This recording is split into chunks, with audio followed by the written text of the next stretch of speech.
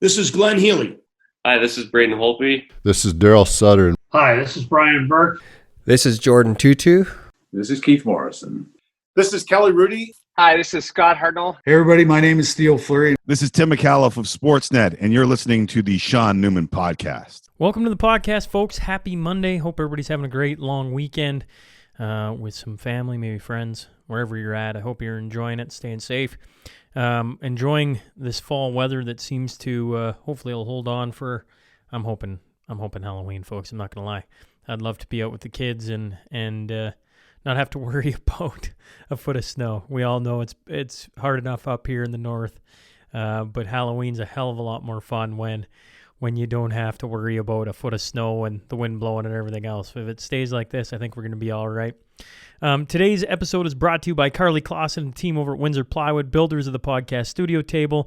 You know, I ran into the bottom side of the table. Obviously, the top is this two slabs of wood with the river running through the epoxy in the middle that Windsor did up. But at initiation, U7 hockey today, I bumped into the guy. I didn't realize this, Charles. He didn't tell me. Tyler Bear, wherever you're at.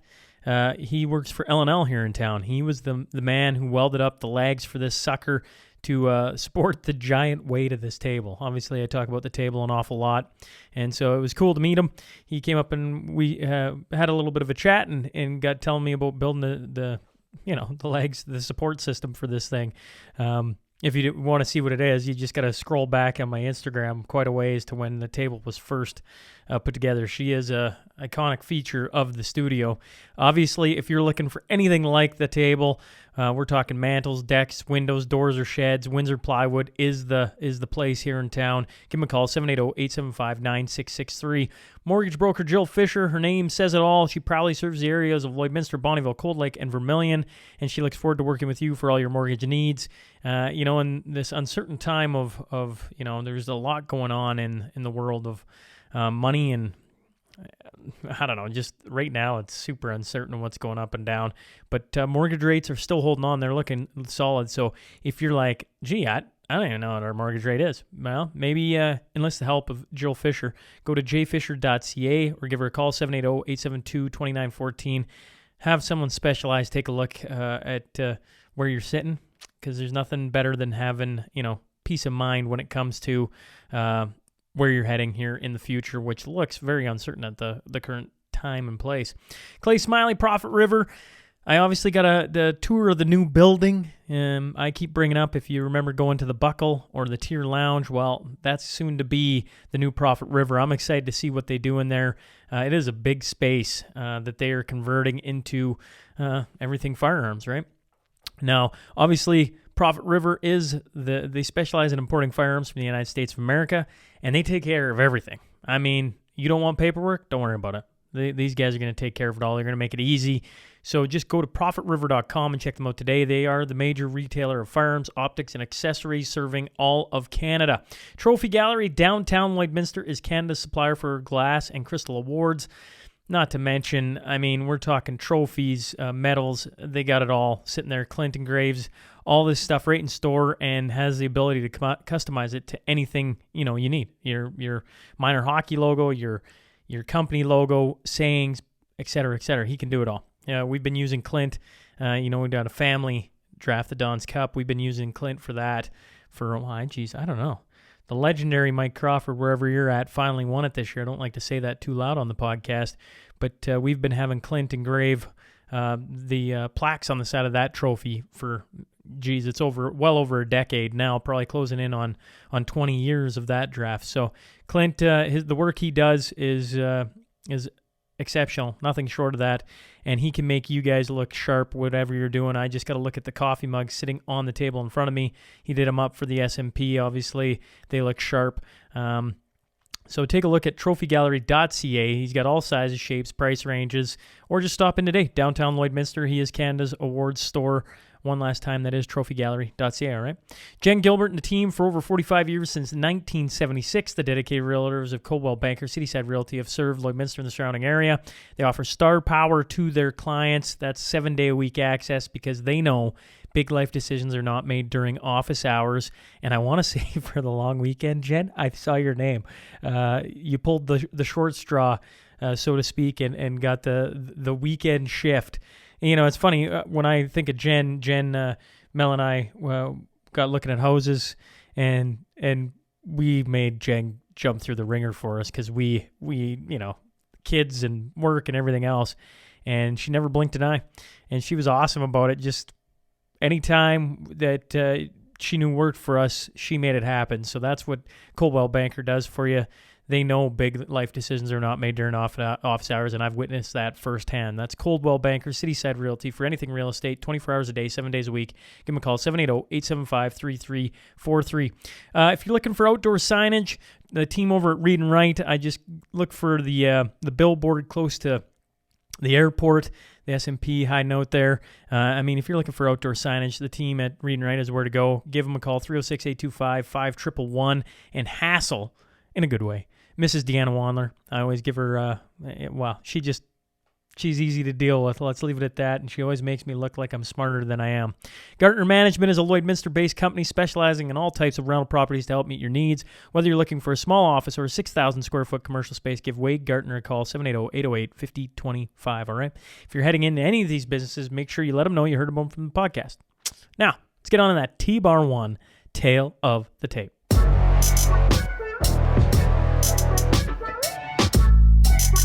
She's a constitutional lawyer from Crosson Constitutional Law who represents clients on infringements to their charter rights and is also general counsel and president of the Rights and Freedoms Advocate. I'm talking about Carol Crosson. So buckle up. Here we go. This is Carol Crosson, and welcome to the Sean Newman Podcast.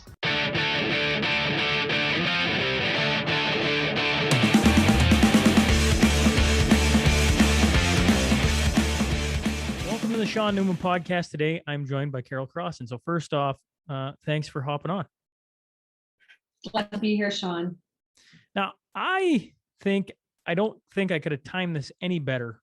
You being a constitutional lawyer, I feel like with everything going on right now, I'm sure you're busy as all can be, but so many employers, et cetera, are putting down things to have their employees vaccinated by X date, or you go on unpaid leave, et cetera, et cetera.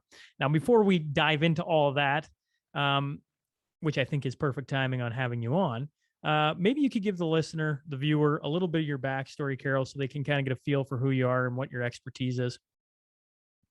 Sure. Glad to, Sean. I have been in this area for about 10 years. So I practice constitutional and human rights law. I went to law school as my third career because I knew the only gift that I had, and my husband knew it very, very well, is that I can argue. I'm just plain belligerent, Sean. So I went to law school. My husband actually paid, can you imagine this? Paid money for his wife to argue better. Yeah, he's a sweet fool, that man is. And so now he never wins an argument. He doesn't. And so I went to law school because I had some concerns about the direction the nation was going. I saw kind of a darkness fall upon the land, maybe an intolerance is the best word for it. And so I always wanted to practice constitutional law. People said, no one does that. When I went to law school, I felt a little sheepish, but I have practiced in that area because I believe in rights and freedoms. It's in the core of my very being. And so I have been involved in about 36 cases across the nation. I practice all the way across Canada. I've got a lot of clients in Ontario, BC, Alberta, Manitoba. I've done a lot of work in Manitoba. Recently, I've been at 3 courts of appeal, federal court, about 11 different jurisdictions and levels, not because there's anything fabulous about me, but it's just that's where my clients are and that's where the issues are. I've practiced primarily in charter law on free speech and freedom of religion because I've noticed a tightening on speech and beliefs in the past number of years, and there's been a real fight on in courtrooms behind closed doors on those issues. And now I find myself in the middle of the vaccine mandates, and because I believe in freedom, I'm right in the middle of defending people on their freedom. I don't care what people decide as far as a medical procedure. But as a lawyer, I'm always going to advocate for freedom. And I believe the mandate is a real infringement on freedom. You know, when you say you saw dark days ahead, I don't think you could have predicted this. No, I never would have predicted this, Sean. I never would have. And that's what so many people are shocked at. I talked to probably around mostly by email, about 100 people a day working, 10, 15 hours, just trying to give people direction here, there, and everywhere. And I think that's what people are shocked on most is the very basis for this. Yeah. So let's get into it. Tons of people are terrified. Like all you got to do is look in Alberta. I mean, coming up in October, you got doctors, nurses, medical staff with AHS. You got big oil companies in Saskatchewan. You got similar things. It was just a day or two ago, was that yesterday, where Trudeau came out and said federal employees need to be vaccinated. Like in order to get on a plane, train, you gotta have the vax pass. Like, I mean, it's a lot. So I want to try and pull it in because a ton of people are, decidedly nervous, anxious, all the above. What options do they got? Like I feel like most people are going, what rights do I even have at this point? I know. And the legal community, in my opinion, is scrambling too, Sean, because we lawyers, we pull the law from the common law, which is the decisions the courts have made on issues that have come before the court. Facts come before the court makes a decision, it goes on to the next person. If they have the same facts, the court has a ruling on that. We lawyers are scrambling because there haven't been any real rulings on this substantively. There have been rulings on COVID issues, but nothing like this. So we're also asking ourselves, what's the law on this? Because the courts have never ruled on it. We do have some existing law that applies, and that would be primarily in way of human rights legislation. So in an employment setting, or really in any governmental or non-governmental setting, people have human rights. And on this issue, they have the right to be protected on the grounds of disability, or medical issues, or religious beliefs. And those are the two relevant things that are protected grounds in this area. But I am finding, Sean, surprisingly, that a lot of entities are discarding those rights as well. But how do you just disregard it? Like I don't understand that. I mean, maybe I'm just a simpleton. I just assume, in the stone as our Charter and Rights of Freedom, you can't, right? Like that's what the foundational document is. How can you just disregard it? Nope, we're not going to look at that. That makes zero sense. It's shocking. Individuals are shocked. Lawyers are shocked. I have institutions that are writing letters to many of the people I'm working with saying, no, we've decided not to accept requests for religious exemptions. Excuse? Like, in what world has that ever happened? On the issue of medical exemptions, human rights legislation gives a wide berth for disability, even including things like stress and anxiety. That's a disability, and human rights legislation has respected that. But now the disability is confined to whatever the medical people are saying it is. And so in Alberta, disability is down to, from what I understand, two things. And they both occur only if you've already had a dose of the vaccine. One of them is anaphylactic reactions. The other is myocarditis. You can't get a medical exemption, from what I understand right now, unless you've had a first dose and you've experienced those things. On myocarditis, I'm told that you're only given a delay to the second dose. So myocarditis isn't even a reason not to get the vaccine. It's simply a reason to delay the vaccine. So human rights legislation says this, but it's being interpreted in that way on medical. And then, as I say, religious beliefs, a lot of institutions and entities are right now saying, oh, we won't even accept that request. It's acting, in my opinion, right outside the law. I had James Kitchen, another constitutional lawyer, on, probably 10, 12 episodes ago. And he said something along the lines is, if you want your freedoms, you gotta take them back.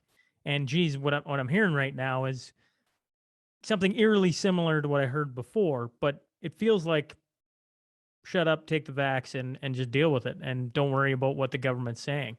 Like, I just assumed, wow, I think everybody just keeps thinking like, geez, there's a whole whack load of, I'm going to use healthcare workers or even the federal workers, like, that are just standing there that are opposing it. You just assume that that's going to win out and it's going to change things and it's going to give you some precedent to kind of be like, this has happened, you can't do this, this is, but that isn't what's happening. Right. Maybe if I can give an example, in the free speech world, years ago, people would say, Carol, how can you go to court on that? Isn't the right to free speech really broad? And I would say, actually, it's being challenged right now. And I agree with what James Kitchen said, that you have to fight for your rights. So I go to court, and entities, government was constantly telling people, and increasingly now, if you make people feel, quote, unsafe, you don't have a right to free speech. Well, that's never been what the law has said, never. So I've gone to court to say, no, the law actually says this, and with mixed results. Some of the court has wanted to take the issue on to widen restrictions on free speech. Some of the court has said, no, that's what the law has always been. That's what we're going to keep it as. But on free speech, we've had to fight to keep that right. And people are shocked by that. They really are. But I've seen it with free speech, and now I'm seeing it on this. If you don't fight for your rights, you lose them. So that's what we're having to do right now. Yeah,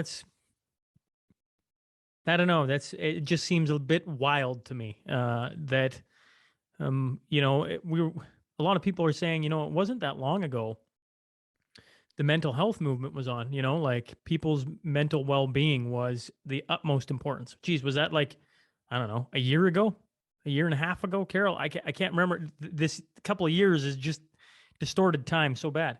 And now nobody's worried about that one bit. That is the bottom of the totem pole right now. And, once upon a time it's my body, you can't let me do anything with my body's my body. That seems like it's kind of out the window right now too. I just saying to you, I was listening to Scott Moe, and he said, we're making life difficult. I'm like, to have your public leaders stating that, but not even more so, that's one thing. But then to have the support of your entire population, or most of it, to make life difficult. Yeah, stick it to those guys, or those gals for that matter, is very strange to watch. It's very strange. I've never seen this. I've never seen it. I mean, how many authorities did we hear over the summer that said, including Trudeau, many government leaders that said, oh, we would never go to mandating the population. That would be, breaching their choice, their privacy. We could never do that. And then reversal within 2-4 weeks, we saw a complete reversal. To me, it questions some real fundamental principles. Like, I'm meeting so many people of principle lately that they don't have this idea that their views change with the passing wind. Their views are based on principle, and my question is, how far are authorities willing to go in order to get what they think should happen? Isn't that the question, Sean? Like, if you really think that the pandemic now is a disease of the unvaccinated, and by the way, I have many, many clients who would take exception to that. But even if you were to accept that, how far will you go in any civilized society to achieve your purpose? Will you just run over people's freedoms? Would you decide they shouldn't have essential services? Like, how far will you go to achieve your ends? And it used to be, well, we will achieve our ends without abridging the rights of our citizens. Now, not so much. Yeah, I agree. First they called it the carrot. Now they call it the stick. And I always go, well, how far are you going to wind up with said stick, right? Like, you're going to hit everybody with the stick. Okay. But how hard? First, it was a love tap. Then it just keeps getting bigger and bigger. And I mean, you think about it, if you don't have your current shots, I mean, and some people are fine with it. Lots of people are fine with it. Lots of people don't care either way. Lots of people aren't even paying attention. But like restaurants, gyms, bars, sporting events, et cetera, et cetera, et cetera, it just goes on and on and on and on. I've heard some weird stories from in schools. I feel for the school age kids that have been, you know, I don't want to get into statistics and everything, but on the grand scale of COVID are pretty minimal on the grand scale of it. But what they're being put into, so to speak, and the conversations they're being forced to have amongst their peers is pretty wild, all the way down to 12-year-olds and in some places 11-year-olds, because as you can tell by the jerseys behind me, being a hockey guy, you know, you have 11-year-olds playing with 12-year-olds. So that's actually not 12 and up. It's actually 11 and up now in some places. So you're having these conversations happen that we should be protecting the youth and children from. Like, we should never allow them to have these conversations, in my opinion. Yeah, I'm working with hundreds of university students on Alberta campuses.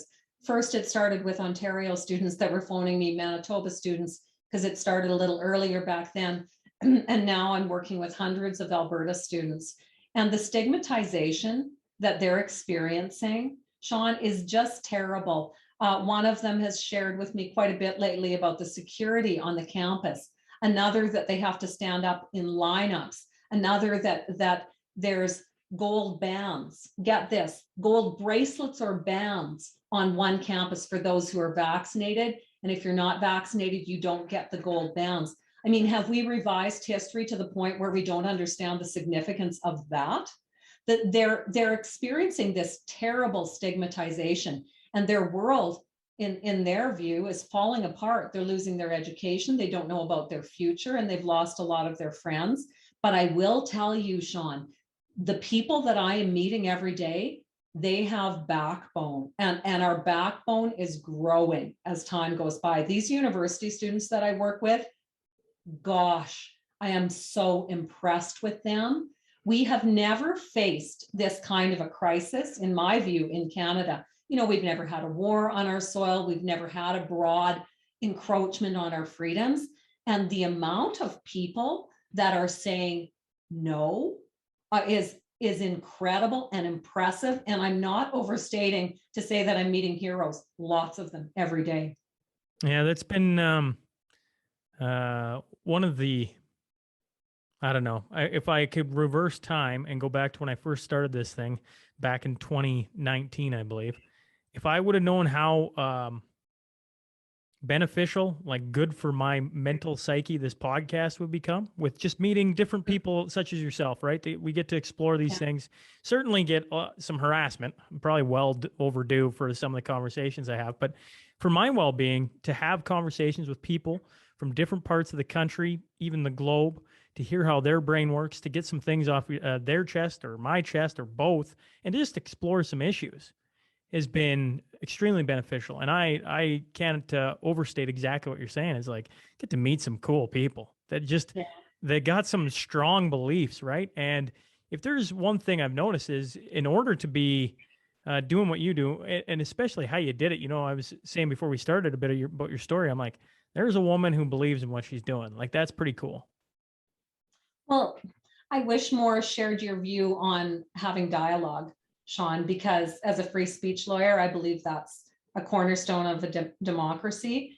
And so many of the clients that I'm representing, all they want at this point is to enter into dialogue with the authorities that they're working with. The students, they're getting responses to their religious exemption requests. No, we're not awarding it. Did you want to explain? Like, why?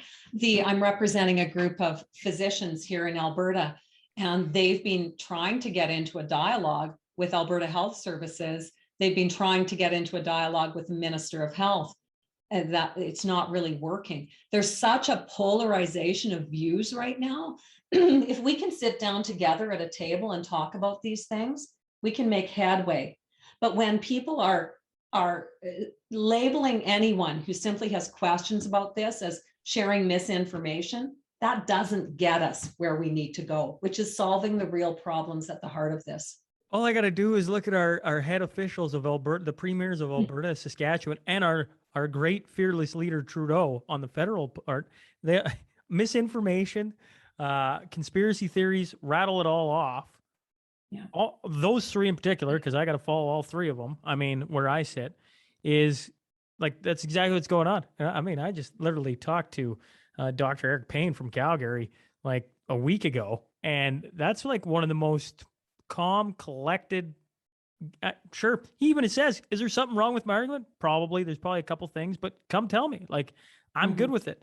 But that gets labeled as misinformation or a quack or all these crazy things. You're like, man, we need to, you know, I was saying this early on, Carol, and I wonder if you'd agree with me that one of the things as a society we've done poorly over for sure since COVID started is we took out dialogue. So we didn't have enough of these conversations, or at least not to my ears. And we didn't debate things enough. And by not debating and hearing and everybody getting to witness and hear that wanted to, you didn't get to hear anything. So it was one side. And when you just get one side, man, that's where conspiracies start. That's where everybody starts to go digging for information because they want it. They want to hear both sides.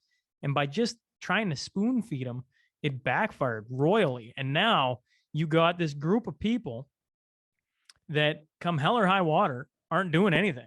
And Mo and Kenny specifically, the more they pressure, the more firm the group becomes. It's wild. It is wild to watch. It's true. They won't achieve their ends. You know, one of the common things that's said about squelching free speech is that those who squelch free speech believe that they're infallible because they have nothing to learn. It's an expression of infallibility if you won't enter into dialogue. And nobody's perfect. Nobody has the answers in a pandemic.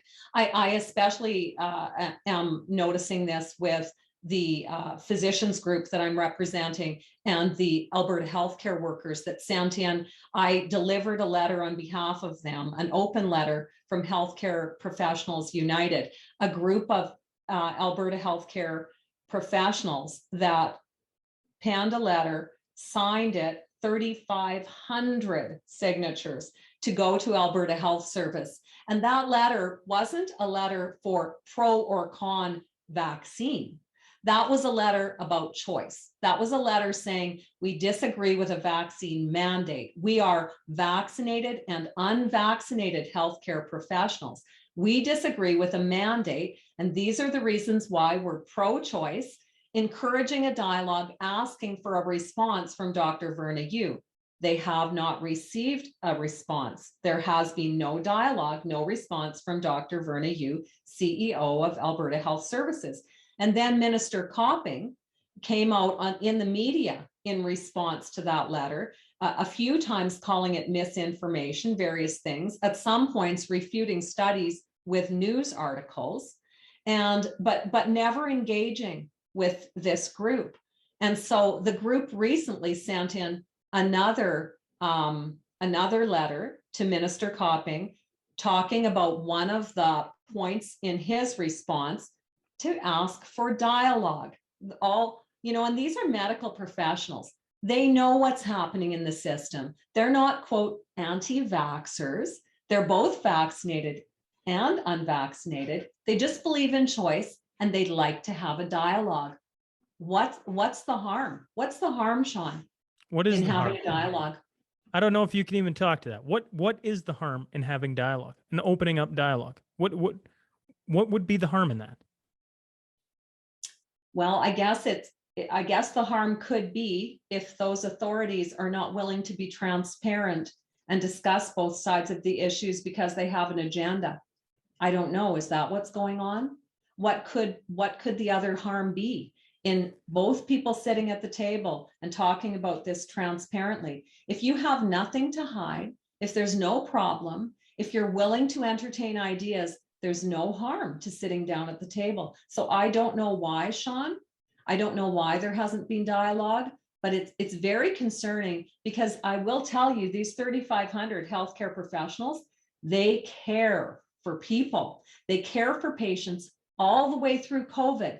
They were at the front line caring for patients. And it's precisely that that has made them at some risk in putting their names on a letter. Huge They're risk. standing up, yes, because they care about patients and they care about choice. It is, man, this is such a strange time because I think, like you look to Alberta and what's happening here with the letter from the 3,500. But I mean, you just look to the south, you go to the United States, similar things are happening in tons of the states, right? I think of New York State, or I think of the doctor in California that's getting let go, and he's in a position similar to like Eric Payne at the Children's Hospital, right? Like these aren't just like to Alberta. I like to bring it to Alberta because that brings, that's happening here. Like people should hear that, should know that 3,500 people are like, this isn't right. And what I can't figure out is why there's no dialogue around it. Like, why wouldn't you sit down with the best and brightest and try and figure your way out of this? Like, I keep going around, we're in a state of emergency.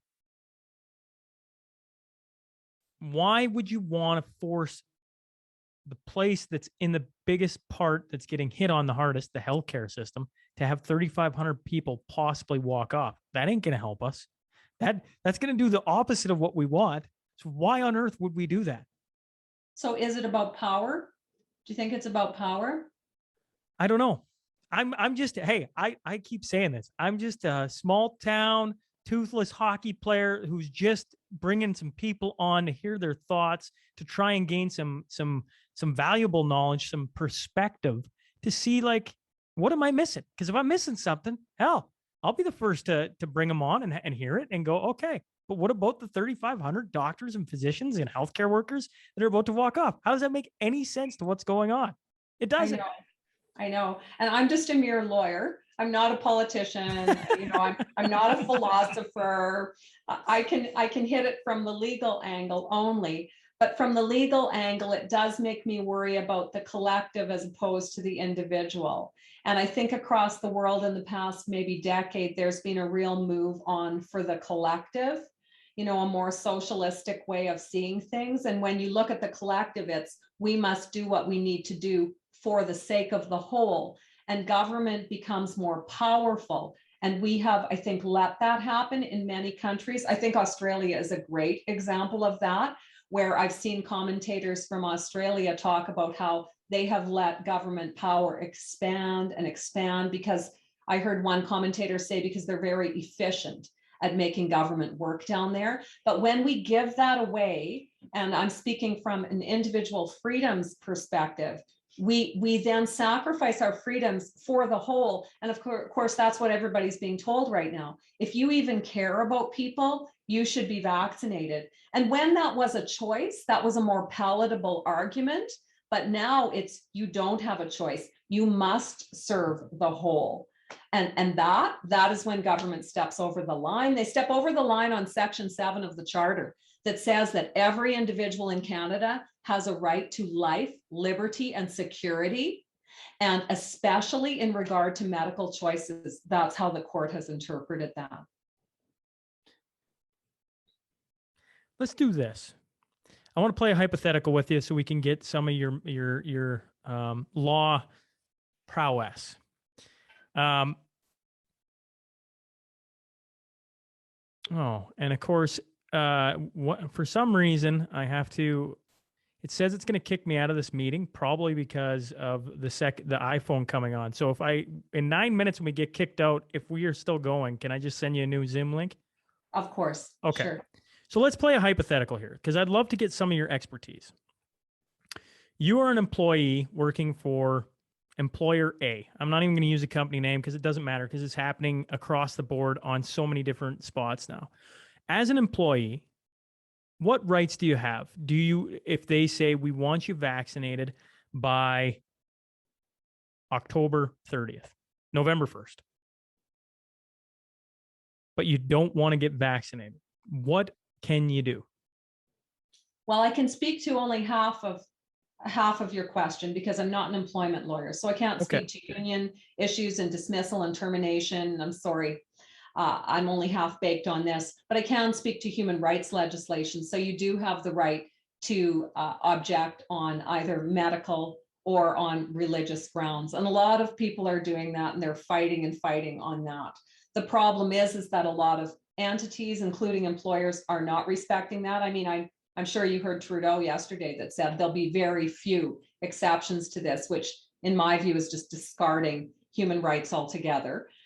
So that's the rights that you have from a human rights perspective. I know a lot of individuals are considering here in Alberta and have gone to the Alberta Human Rights Commission when their rights have been dismissed out of hand. Then that commission will have to deal with that.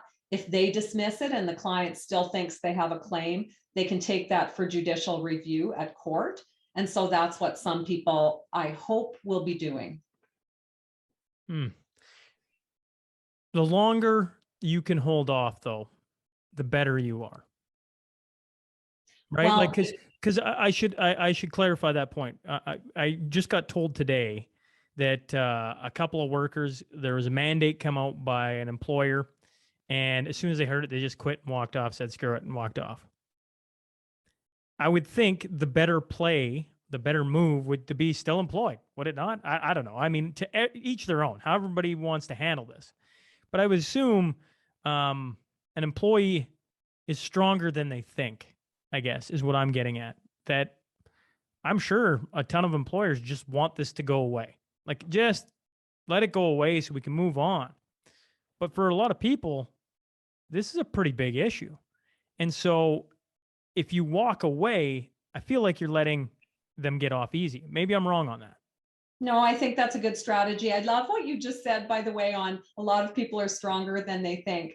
That has been playing in my head a lot. And I've been sharing that with a lot of people because I think we as Canadians are right now stronger than we think. But I think you're talking strategically more.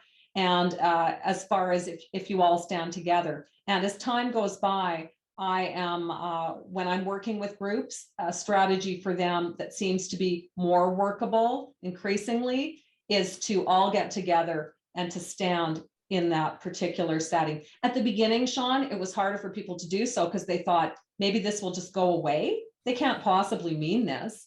Like, so I'm not going to out myself by putting myself on a petition or doing something like that because it was more risk. But now the risk is clear. These entities are entrenched. And so people are when it's coming down to them, with school boards, et cetera, right now, it's coming down the pike for the first time. People are more off the hop, standing together to form coalitions to stand against their particular entity. And strategically, yes, I think that's more powerful. I think that's why the open letter is helpful. I, by the way, know that there are open letters going on all over this country where people are starting to amass and make petitions and stand up and say, you want to lose all of us? Let's see about that. Because I don't think the employers and the government thought that this many people would take exception. But we're in Canada, we value our freedoms. They won't be swept under the rug that easily. I just, I can't remember where I heard it, but it's like democracy hasn't been around that long. What we have here is pretty special. And we just, I don't know. You can play out this scenario where it's like, is in a year's time, are we back to normal? And does life just go on? Or in a year's time, are we into the 12th wave and 92% are vaccinated and they've come out, I got 3 kids, 5 and under. So I know where this is going. Like, I can already hear the cat calls for when the young ones get vaccinated. And that scares the living, pardon the French, shit out of me. Cause I'm like, yeah. Why would we do that? Why on earth would we do that? But it's coming. And so for me, I'm looking ahead and going, this is going to get stranger, not fixed sooner. But a lot of people are like, if you just get vaccinated, we go back to life and life just carries on. Yeah. But I don't see that coming. Sean, think of in your own household, like you've got 3 small children. Think of in your own household, you want something. You think for the greater good of the family that this or that should be done. How far are you willing to go? With a 5-year-old, 4-year-old, and a 2-year-old, I can go pretty far.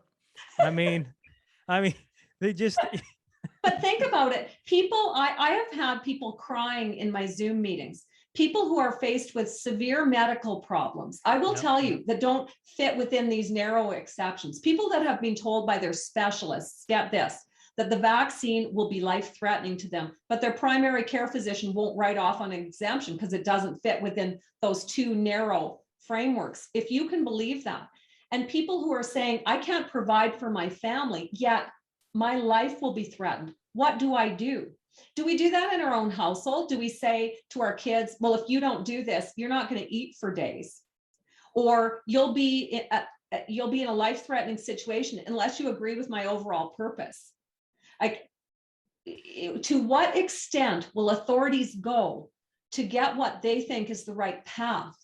Never mind, I mean, we could go on forever about so many people out there in the studies, et cetera, that show that this is questionable as to whether this is the right path. But even if it were, will we go to that extent to force people to take a medical treatment to achieve our aim? That's not a civilized society, Sean. It's just not. I should clarify my laughter on the background of 5, 4, and 2. I wouldn't go that far at all. I was just chuckling because a 5, 4, and 2-year-old, you can threaten pretty easy things and get what you need. But at the same token, just rewinding back to what you said about the people you've been talking about. I'm a simple podcaster. I've heard some wild stories about people that have been told once again by their physician, do not get this, and they can't get a medical exemption. I know people who have had adverse reactions that don't want to get the second shot. They can't get a medical exemption because it doesn't fit into year 2. I know a guy who has pre-existing hereditary heart conditions in his family. Can't get a medical exemption for that. He's terrified of it. And I'm like, this is like, to me, we're pulling apart the fabric of society right now instead of bringing, like, is this a tough period to be in Canada? Like, generally with everything going on? Yes. But by getting this one part of society to take all the blame and putting all the hate towards them is an interesting tactic, Carol. Like, interesting. You mentioned earlier on about forgetting about history. Geez, you don't got to go too far back to find some interesting, gold stars where they did that for a country. I hadn't heard about the gold bands like that in itself. Whoever thought of that? Obviously, and for it to happen at a college setting or a university setting is wild. Like, that's what our education system should be teaching, is what not to do, which only happened, several decades ago. Yeah. I'm thinking of a story that my daughter told me the other day from The Hiding Place, written by Corrie ten Boom, where she watched her father go out on the street one day and put his arm around a Jewish man while the SS was in that Jewish man's shop tearing it apart. And even just the act of putting his arm around that Jewish man was a courageous thing to do, because the Nazis could at any point have turned back and he would have been in trouble. And of course, her father eventually died in a concentration camp. But do people as the broad society, do they agree that this could be right, not to stand for the freedom for someone else? Would you put your arm around someone who's being victimized by this? That's what I think most people feel kind of stunned by, is that the majority are agreeing. It's funny. Social media makes it seem that nobody would do that. I think where I sit, tons of people could care less. Like, honestly, stand behind people wanting their freedoms and the rights to choose and everything else. It's just, we all know when our leaders aren't saying that, that's a different story. When the people who are leading your country, leading your province, are saying what they're saying, which is, pretty wild for me to see. It's just, everything trickles down. It doesn't trickle up. I mean, maybe it can. Maybe that's the power of the people, right? Like, they say people shouldn't be afraid of their governments. Governments should be afraid of their people. It's true, but it takes something like this for really start to push, doesn't it? It does. There's someone in my client group that is from South Africa, and they grew up with a pass system where they tell me there were 4 classes of individuals and you were treated differently. You had different privileges based on that. And he said, I will fight against anything that looks like that. And that's what's happened, is if you're unvaccinated, you fall into this almost deplorables group, and you don't have the right to have certain services simply because you've made a medical choice. But I say to the population at large, what about tomorrow? What about the choice that you want to make tomorrow? And now the government's telling you, you can't make that choice, or you must make this choice. Because freedom is for everyone. It might be on this issue today, but what will it be tomorrow? And when government gets the bit in their mouth and we allow that, it affects people tomorrow. There's that famous quote, Sean, you know, from Pastor Niemöller in Second World War, where he said, they came for the trade unionists and I was not one of them, so I did not speak.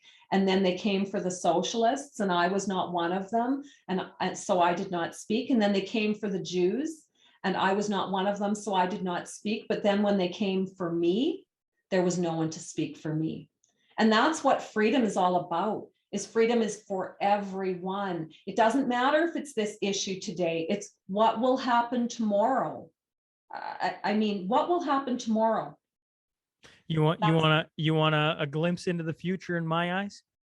Because what you're talking about in South Africa, well, I've had a couple of different South African doctors on here, was apartheid, right? And I think lots of people understand what happened there. I've actually interviewed some older community pillars of the area and got to hear their life story. And a few of them have come from growing up in apartheid, which is strange to hear.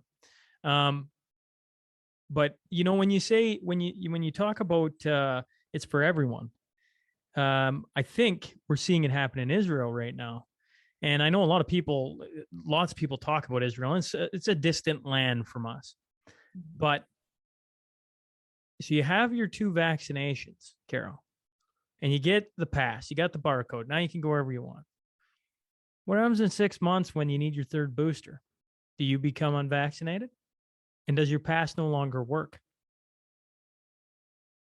To me, it's not frightening. To me, I don't even think people can argue that, but it's already happening elsewhere. And the talk of the 3rd booster shot, and I got to be very clear. I'm not against their booster shot. I'm just saying, look at where we're going. In another, what is it going to be? 3-6 months, you're going to be considered unvaccinated if you don't have your 3rd shot to protect you. And then what happens 6 months after that? Maybe this all goes away. Maybe it does. But right now, it just feels like it just is going to keep going. And we're going to keep pulling back on, once again, I just assumed lawyers would be able to fight this, and within 6 months, there's some big wins and employers just know they can't do what they're doing. Instead, it's the complete opposite. And you can feel the vice, so to speak, just getting turned a little tighter every little so often. It just keeps squeezing. And it's wild to see and to have so many people just go along with it, honestly. Yeah. I mean, I do know there are lawyers fighting. I'm one of them. I'll be going to court with some claims because I'm here to advocate for individuals. There's other lawyers out there that I'm so proud to stand in company with. A lot of people standing across this country that are lawyers and activists that are working. We're told sometimes or oftentimes that it's hopeless, that, some lawyers will even tell me it's hopeless, and I'll say, nothing's hopeless. I'll stand for rights any day of the week. I'll stand for people. I don't care about reputation. That's not what I'm in this for. I'm in this to stand up for people. And so if you're an advocate, if that's what you've been called to do, then it doesn't matter how dark or how light it looks. You're going to stand for people. So we will be fighting, and we might lose some, we might win some, but ultimately I'll advocate. So I don't think it's hopeless. Will it turn? I think if enough people stand in any country hard enough and long enough, things turn. And I think they have to turn. But I am very disappointed what you have talked about. I'm very disappointed with the public leaders pitting the society one against the other. The rhetoric that has come out from some of the premiers and from our federal government has been really distressing. You're not here to pit the public against each other. What do you think that will accomplish? It will accomplish chaos, havoc, hostility and harassment. What I am proud of, Sean, is seeing so many people who have been vaccinated and they made that medical choice. I'm not pro or con on the medical choice. I'm pro on freedom. And I love the people who have been vaccinated who are saying, but I cannot agree with a mandate. I made a medical choice, but I cannot support a mandate. Of course, that's what the healthcare workers in Alberta have stood for. Not pro or con about a vaccine, but against a mandate, because the very core of the medical profession is informed consent. Everything rests on that. They will not breach that, or should not. So they will not agree with a government and employers foisting a medical choice on people. That's coercion, and it flies in the face of everything they stand for. I think that's one thing people need to understand, and maybe they do. But when you say it's the core of being a medical professional, it is the core. So if you lose that, right, it disappears. That's like losing part of your soul. Like that is it's just poof, gone. You can't get that back. Like you can't get that back. That's what they stand on. That is a core principle. Yeah. And core principles for different industries or different people are vary, but for that profession, for that many people, not only to be standing up in Alberta, but I know in Ontario, there's a huge conglomerate there. I've certainly read about New York State and across the board, across the planet, different spots where they're doing it. It's because if you let that slide past there, we've lost who we think we are, who we are, essentially, right? Like when you can push that hard to push everybody that way, we've lost a piece of ourselves. We've lost what's beautiful about freedom and democracy and everything else. Yeah. And you know what I hear from the medical professionals too? So I'm not a medical professional, but this is just what I'm told, is they're distressed because of what they're seeing on the ground. And so I'm sure you've heard the stories too. You hear from nurses, doctors, all sorts of professionals about what's really going on in the hospitals. A lot of them, I'm told, are being hit with non-disclosures right now when they go in for shifts because they are not allowed to talk about it. The state of intensive care in Alberta, the beds, other jurisdictions, what I hear is there's a concern about the real narrative and the public narrative that's being used. Nobody likes it when they feel there's not transparency and truth. And that's come into question right now. So when we believe the public narrative, and believe you me, everybody I talk to, the 100 a day, they're reading the studies. They're actually going into the studies to figure out what's going on in other jurisdictions and what is actually happening. They're worried because they're saying the vaccines aren't working like we thought they would. They're not giving us the long-term protection that we thought they would. They're not working against the variants like we thought they would. A lot of people are getting COVID, and it's pretty accepted from the studies that people who are vaccinated and unvaccinated are getting COVID and passing it on. So that's what I'm told from medical professionals. And so the concern is the justification for the mandate falls on its face when you start looking deep through the window and you see what's really going on. I think that's distressing medical professionals as well. Give me your prediction then, if you can. For we're walking into I'm a Game of Thrones fan, so we're going into the long winter. We're heading into snowfall here sooner enough. It was cold last night, but what do you think comes through the winter here? Can you? I mean, I know you can't talk about anything specific, but what concerns you over the next, 5 months, 6 months? People have asked me that question about freedom for years, and they've asked it about freedom of religion. They've asked me it about freedom of expression in Canada. And now people are asking me it about life, liberty, and security. And so my prediction rests only on this, Sean. If the people from their hearts will stand for freedom, we'll see a change. If we cannot mass enough people to stand for freedom, we will lose our freedom. What will happen? That it depends upon that. And I'm seeing, like you said earlier, we're stronger than we think. There are so many people who are standing right now, they're well versed enough in freedom that they say, no, I will not. That I am hopeful that enough of us Canadians will stand and it will turn government on its tail. It depends upon that. Us keeping free speech, it depends upon that. Us keeping freedom of religion, it depends upon that. Us keeping freedom of autonomy to make choices, it depends upon that.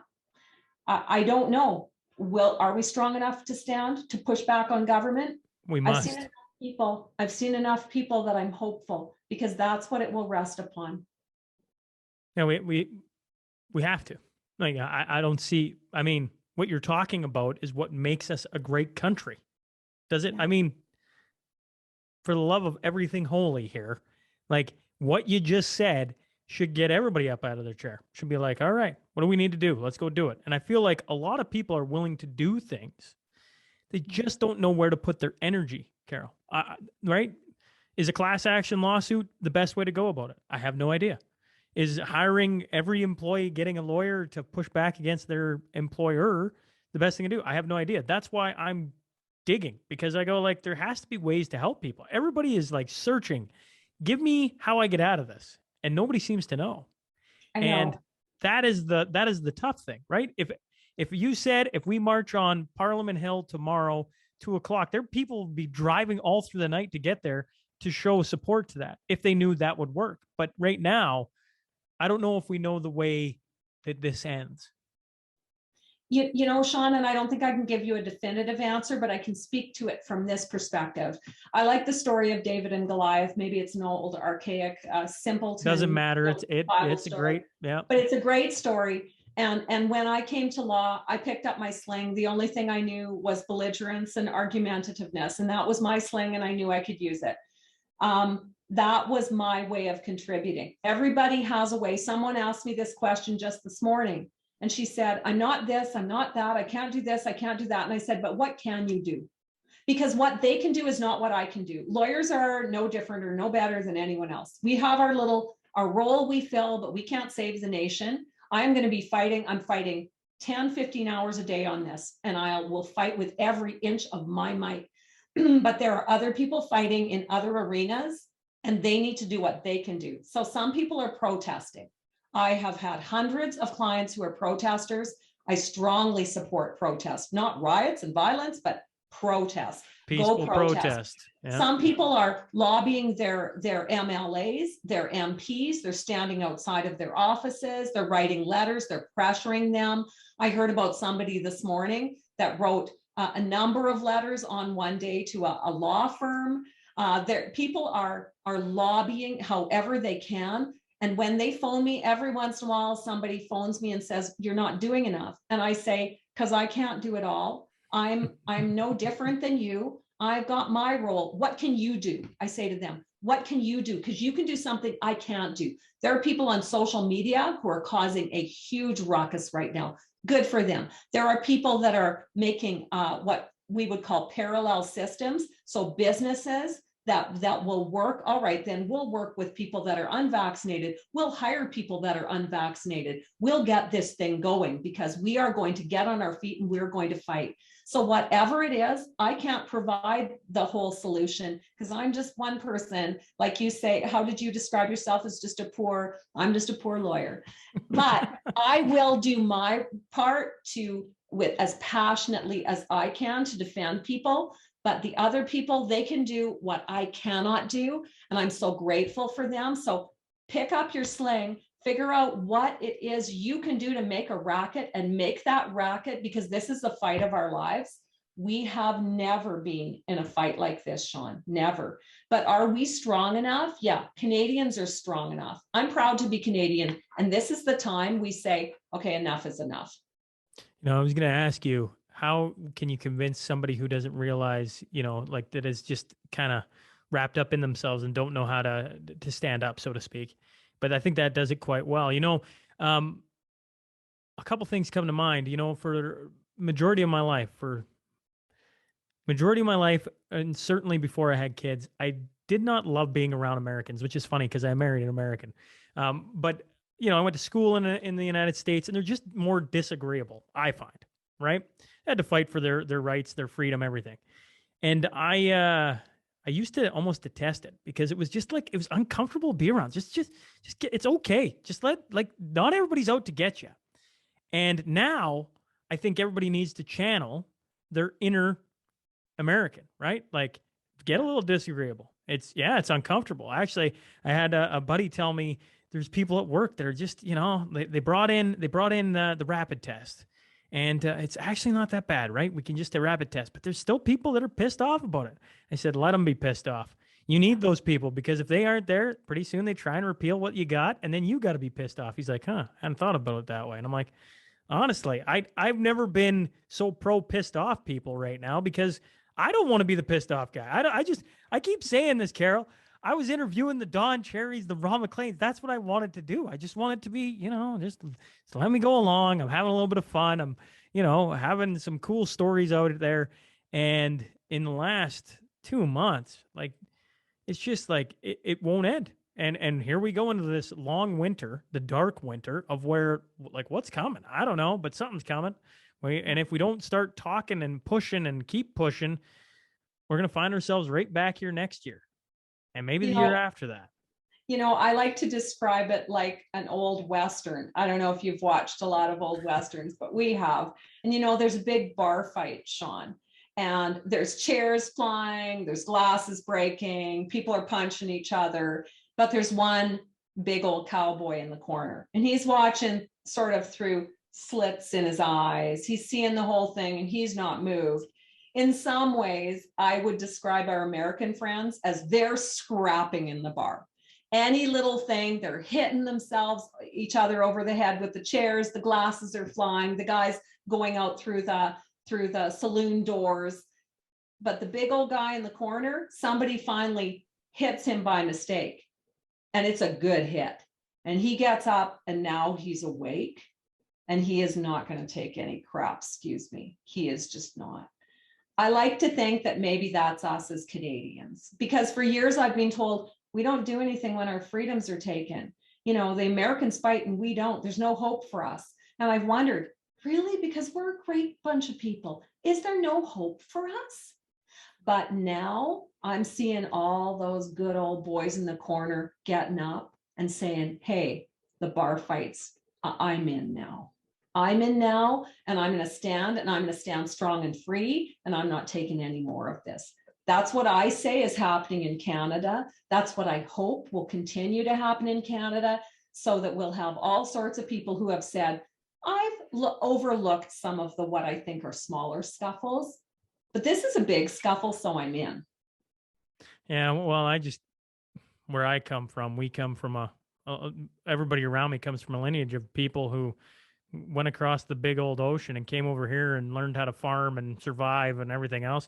You come from a tough stock, a tough breed. Like, they know how to survive. And if there's going to be people that know how to survive, it's people from these two great provinces, because, man, they're hard workers. They get their hands dirty. They know how to pick up or pull up their sleeves and go to work. And maybe you're right. I hope you're right. I hope that's what's happening.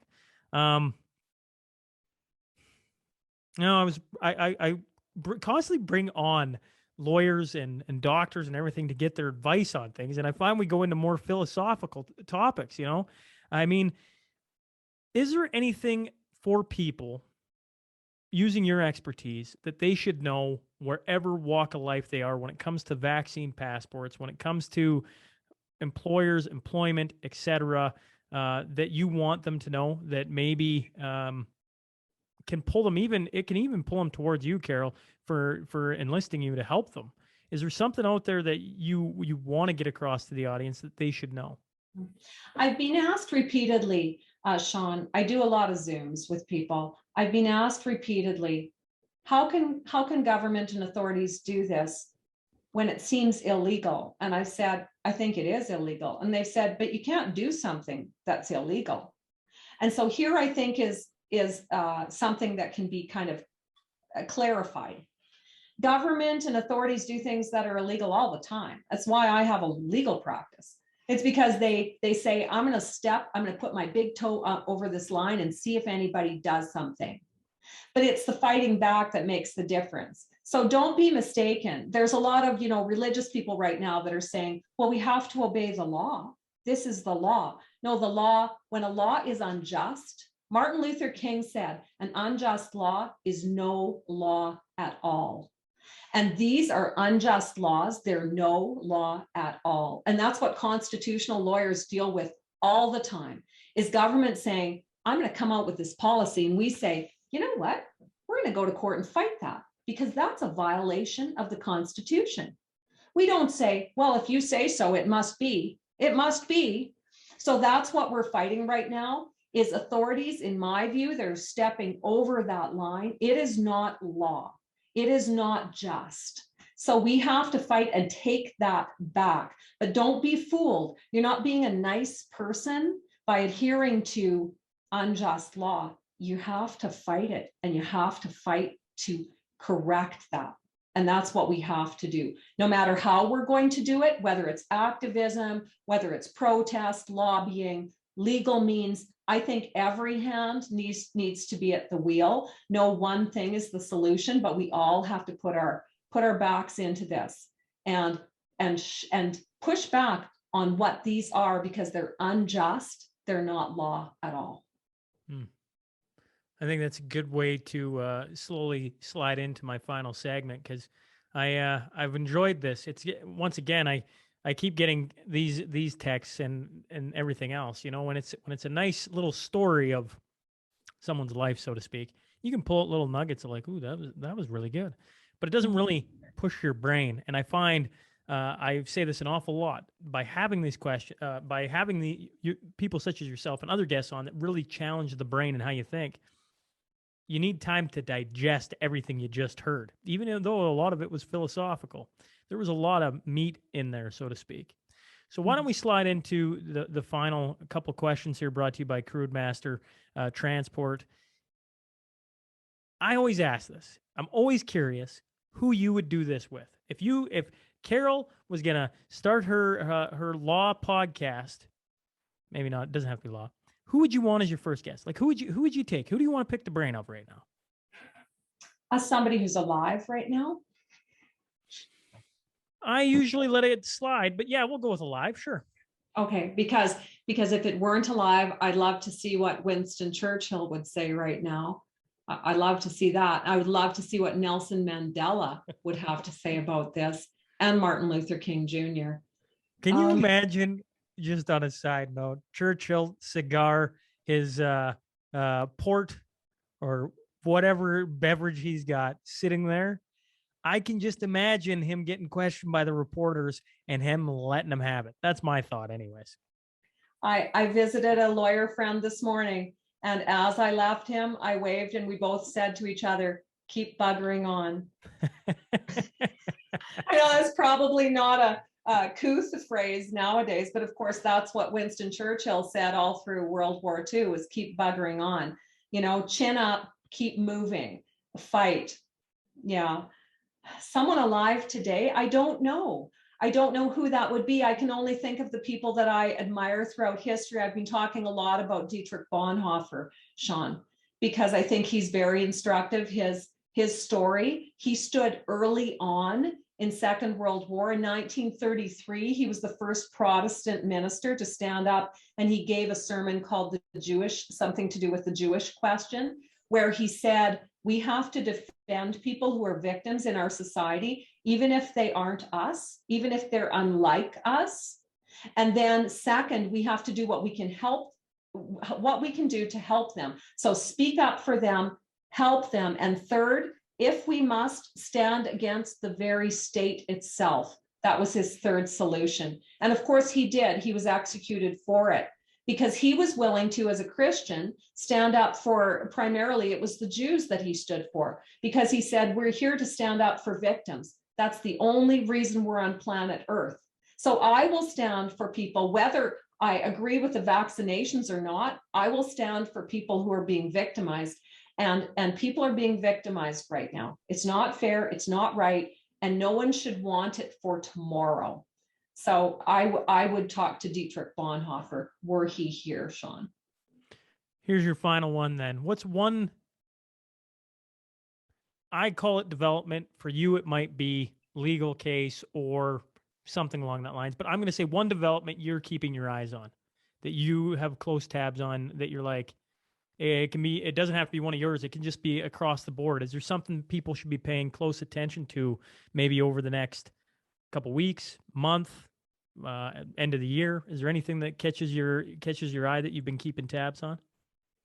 Well, I'm especially keeping tabs on the response of the health minister and Alberta Health Services. I'm watching for that because typically, the term Alberta Strong, that's what we pride ourselves in Alberta, is Alberta Strong. When no one will speak up for something, Albertans will. And they are. They have, and they are, and they will continue. So will Alberta Health Services and the minister, will they respond and have dialogue? Will they respect that there are healthcare workers that are seeing the real picture, or the picture from their perspective, and that perspective could help, and that dialogue should be engaged? That's what I'll be watching over the next couple weeks to see, do we care about patients in Alberta? Well, then let's have a dialogue with the healthcare workers they want to bring their perspective to the table. I'm watching that. Well, I appreciate you giving me some of your busy time and sitting down and doing this with me. It's been, well, I keep saying this, it's been thoroughly enjoyable. Thoroughly enjoyable for me too, Sean. Thank you so much for giving me the opportunity. It's a bright light in my day. Hey folks, thanks for joining us today. If you just stumbled on the show, please click subscribe. Then scroll to the bottom and rate and leave a review. I promise it helps. Remember, every Monday and Wednesday, we will have a new guest sitting down to share their story. The Sean Newman Podcast is available for free on Apple, Spotify, YouTube, and wherever else you get your podcast fix. Until next time.